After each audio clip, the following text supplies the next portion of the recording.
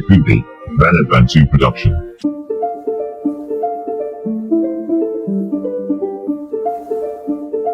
Rise in the land of the living.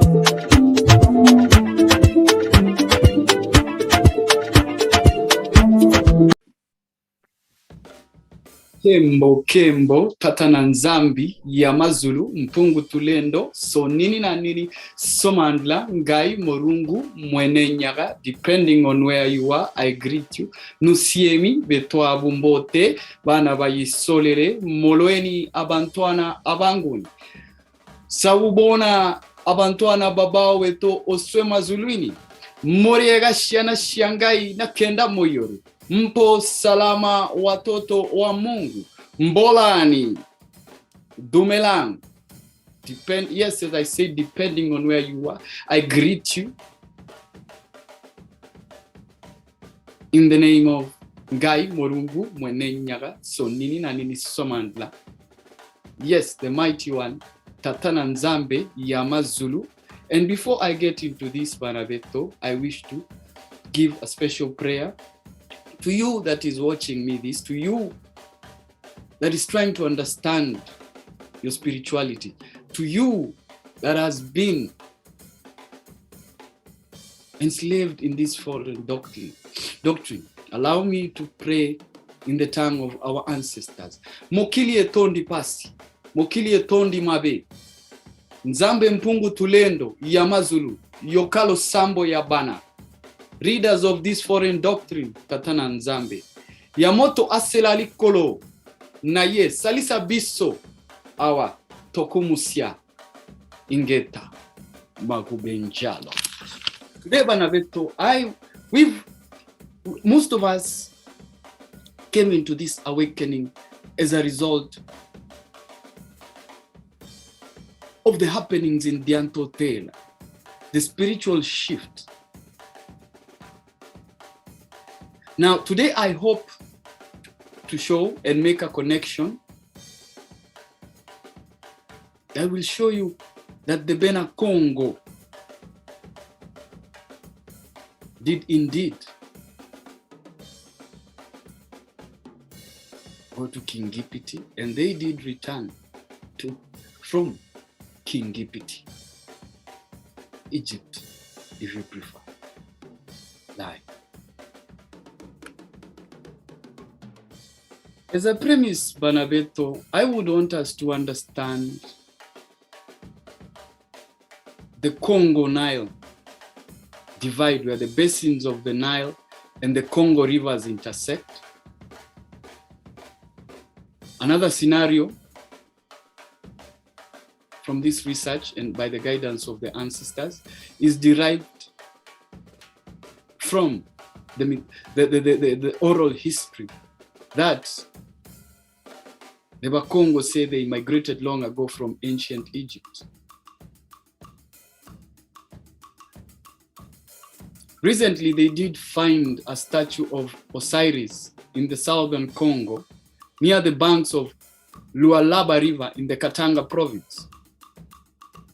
And ancient Egyptian vessels were found in central Congo, near the banks of Kasai in the Kasai province.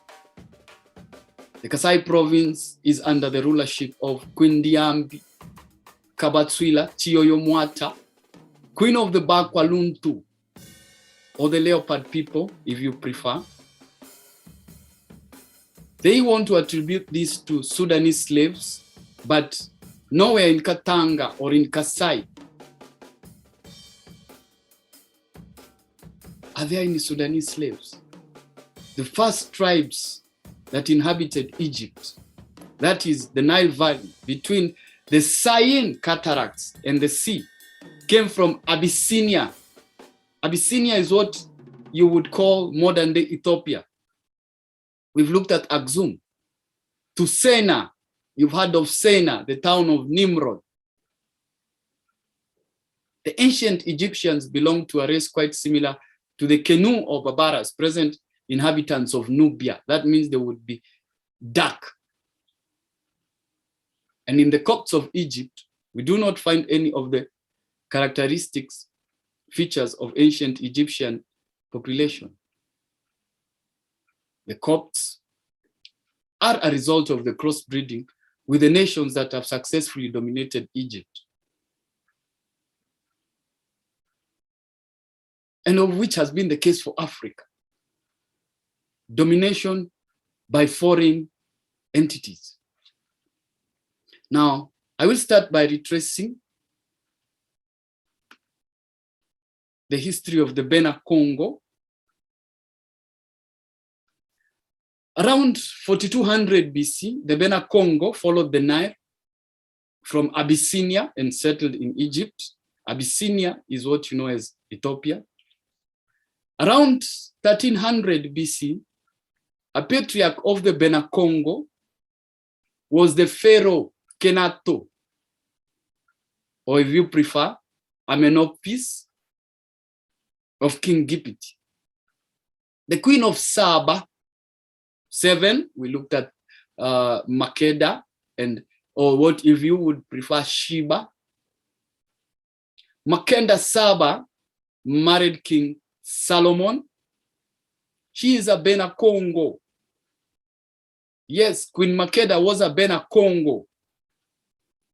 The Bakongo left Abyssinia, Abyssinia. That is around 9060 BC.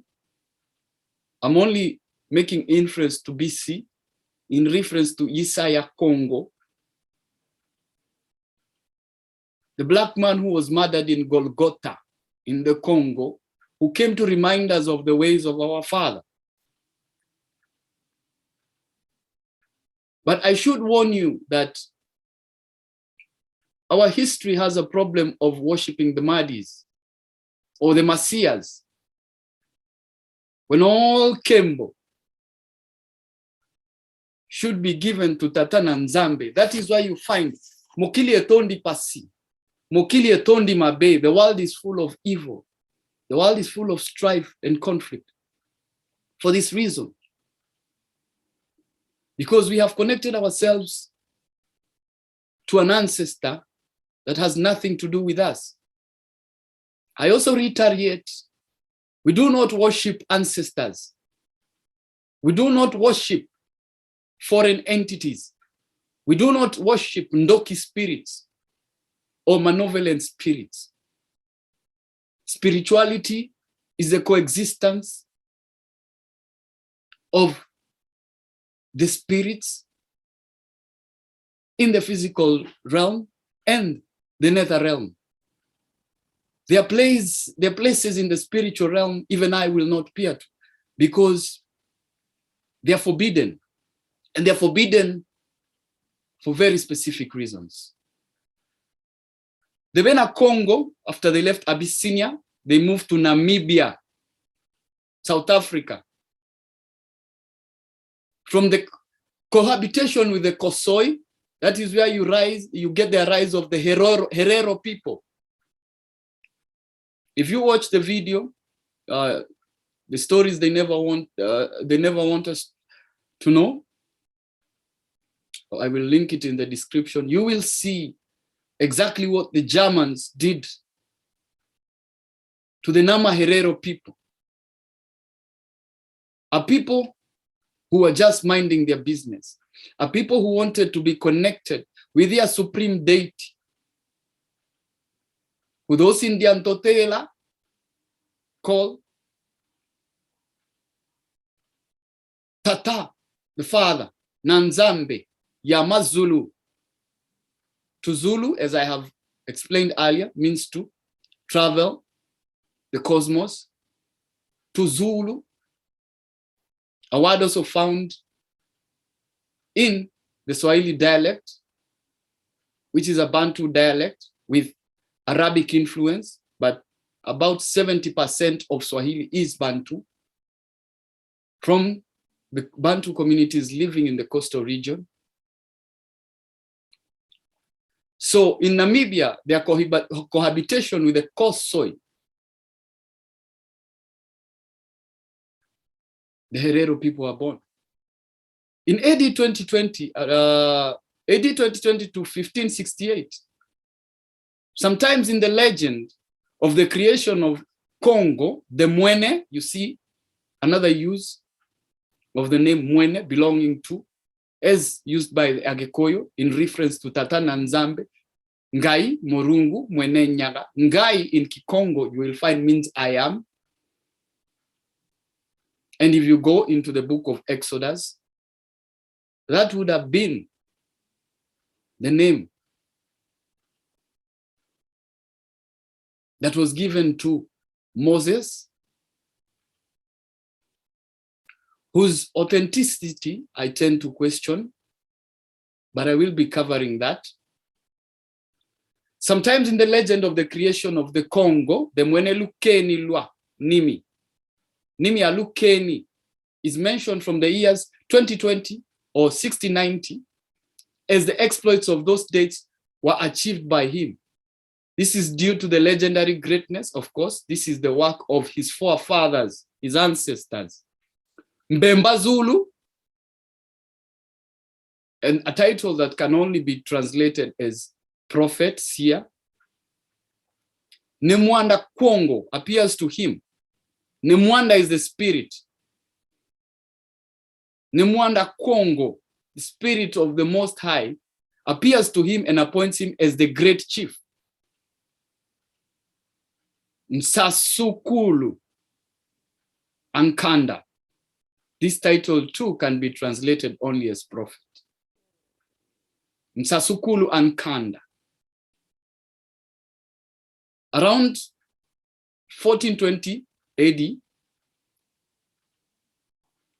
Kodipwanga, a title which can only be translated as prophet. But let me explain this. This comes from Ago, Atene, Ago, where you find the Kikuyu word Oro or Mondomoro would also mean a prophet or a seer. It is a title. To 520, 530 BC, you find Tutidia Tia, who was also a Mondomoro. The Kongo Bena were conducted by Nakulunsi and Mama Lemba.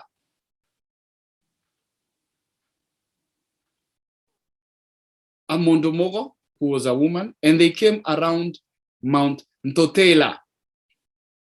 I'm always referring to the name Kongo, the Ntotela. Donkembo wa Menosua led the high priestess to the mountainside of Dia Kongo, Ntotela, where the Kongo supreme deity, Akongo, came down and gave the laws of Benakongo. After that, the ancestors founded the kingdom of Kongo, the Ntotela, Mwabi Mayidi, Zangamoa, Gongo Lukeni, Kalunga Punzinga Segele, Nkanga Mulanda, Nkulu Kiangala, Ngunu Kiasama. Now, all these names do have reference to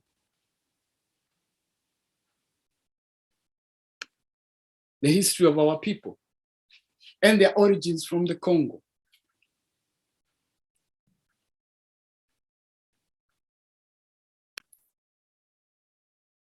And after that, Banabeto, the ancestors founded the kingdom of Kongo, the Ntotela, Mwabi Mayidi, Zanangamoa, Gongolukeni, Kalunga Punzinga Segele, Nkanga Mulanda, Nkulu Kiangala, and Ngunu Kisama.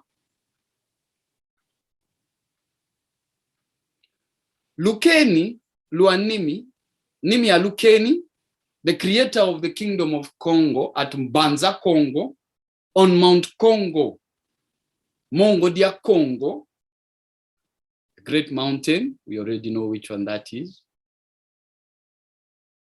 Should be the highest. Because when I'm referring to Congo, a Congo are those of sub-Saharan Africa that he conquered from the Mwene Kabunga or the Mwene Mpangala.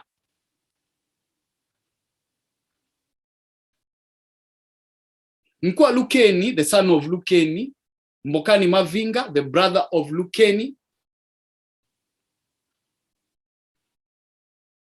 he expanded Wenewa Congo by annexing Luanga.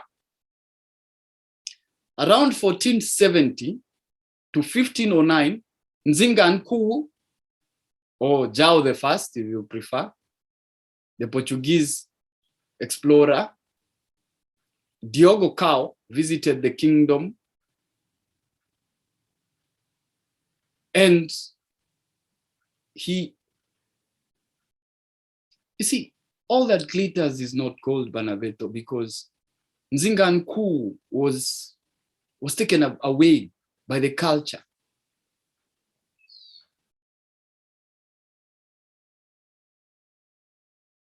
And he stayed there for a full year. And he took part of the royal family to Portugal, where they stay in a monastery for 8 years studying Portuguese, Latin, mathematics, sciences, theology, and literature. And they convert themselves to Christianity. The Portuguese missionaries, the soldiers, the craftsmen were received at Mbanza. You know, we are hospitable people.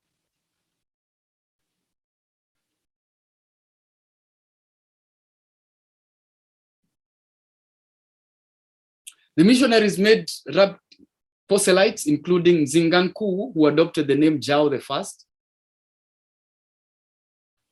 And the Portuguese soldiers and the missionaries helped suppress an internal rebellion. But you see, the Greco-Romans give with one hand and take with another.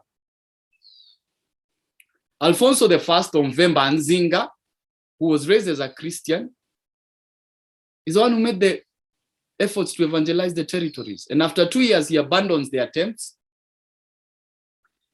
And the main block was the ban of polygamy. This gave a problem in the matriarchal system, though which women in other kingdoms could no longer marry the king to thereby protect the interests of their nationals. And the West has never understood the meaning of polygamy of the African kings, which was based on matriarchal values. It had nothing to do with misogynistic tendencies. If you dispute, Abraham had Sarah, if you're using Bible inferences, Yakobi had Rivka,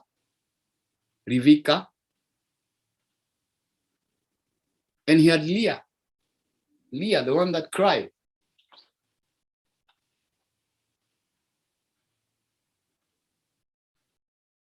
The Portuguese came, as they have always, the Greco-Romans, it's all about the money. And this manifested in the slave trade. Despite the attempts of the King of Portugal, Manuel I, to convince his citizens to engage in more constructive projects, so they will tell us. Upon the death of Alfonso, they played a major role in the weakening of the kingdom by limiting the administrative power of Wenewa Congo, those of Congo.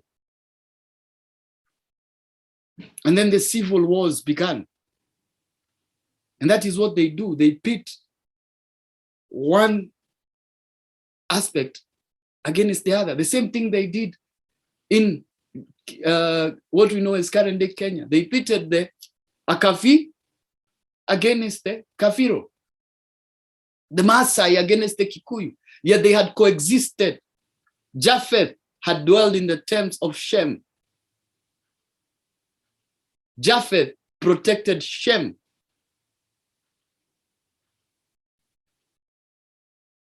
The power of Wenewa Congo decreased rapidly and was facing major civil wars. They spread in the north to Gabon and to the south in Namibia. Congo was a huge empire, I tell you, Banabeto.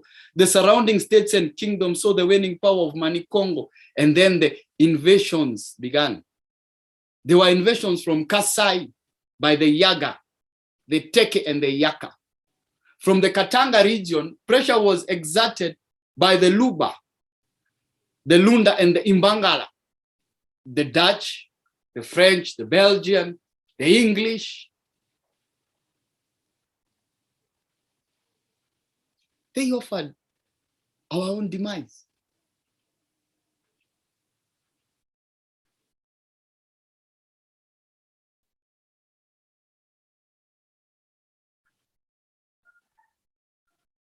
And then that's when we start to see the rise of Queen Zinga, or some would say Jinga, or Mwenewa Dongo and Matamba, modern day Angola. That's how far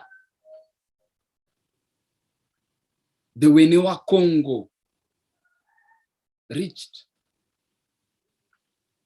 And since then, the Mwanda Congo, or Mwanda Nsemi, has been raising the spirit, or what they would want to call it, the age of Aquarius. Yes, we are the cosmology and the cosmology of our people is very important, because we speak of Tatana Nzambe Yamazulu, the one who travels the cosmos. In our primordial state, we travel the cosmos.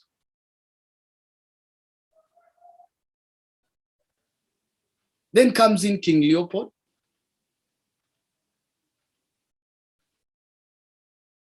And the wars of our people even become greater. With the 1884 Berlin Conference, which was basically the splitting up of the Mani Congo Kingdom. Yes, we see the kingdom in the north, and we see the kingdom in the south.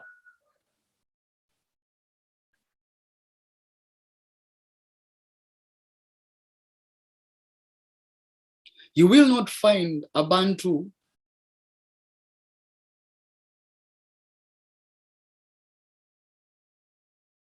family that does not subgroup, because we are all a Bantuana, a Banguni, that does not claim a genesis from King Gipiti. We built the civilization, the Hyksos came, they were in awe of the kingdom that they saw, and they wanted to exploit it.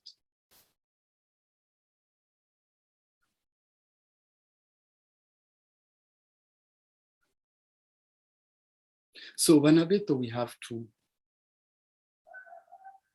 start looking at the reality. We have to start discerning what part of our history we want to accept. Yamoto asala likolo na ye, Banabeto. Salisa biso, salisa biso, salisa biso. To the mighty one, the one who lives. Kembo kembo, tatana nzambi, yamazulu, mpungu tulendo, sonini nanini, somangla, gai, morungu, mwenenya. Today I was going to make it very brief. I will be doing another video where I go into the details of this. But it's very important that you understand what is called Kemetic science, the Kemetic religion, or the religion of Egypt, is basically drawn from Abantu and Abanguni. We took spirituality to them. And so that we may end this reign of Mabe, evil, this reign of Apaipai, this reign of Uibi, that great serpent who has influenced and deceived the world, put his creation against each other. May we be guided by love. May we be guided by unity and the principles of Ubuntu.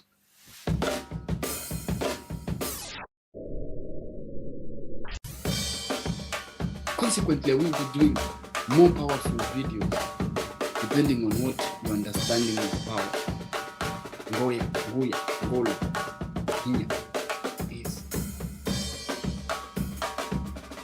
But it's no longer fun and games. The Most High's patience with the church has come to an end. 7th of July has passed. The alignment in the cosmos have happened. And I tell you verily, when these things start to happen, post-August, and December the 10th, 19th, these dates that we have been shown, come back to this video and decide what choice did you make to remain in the cognitive dissonance and accept a foreign religion that your fathers knew not, turning your back to the mighty one of your ancestors, the Black King, the one who is to be looked upon as a jasper in a sardine stone, and giving your praises to a white image of Cesare Borgia's Gela, Leonardo da Vinci's Gela, Cesare Borgia, of the Borgia papers.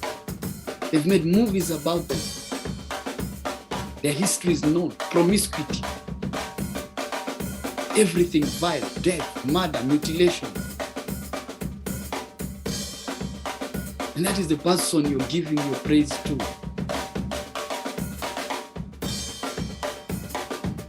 Someone who sent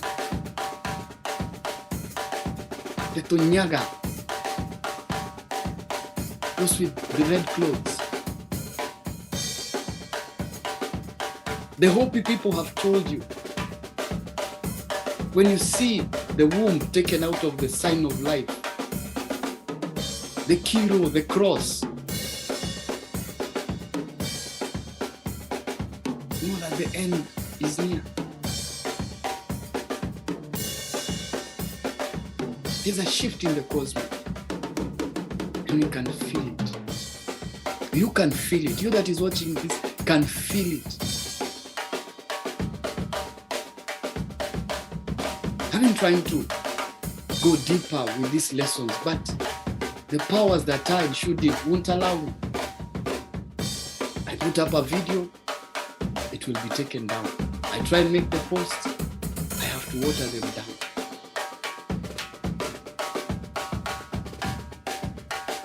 You know how to reach me. Until next time, Ingeta Magubenjalo, thy, Dada Yangai, thy, Dada Yangai, thy, Dada Yangai, thy. We Murungu mwenenye. Naruda juroho, Maroko. Akirenya kagideru, kiroho ataya, kiroho.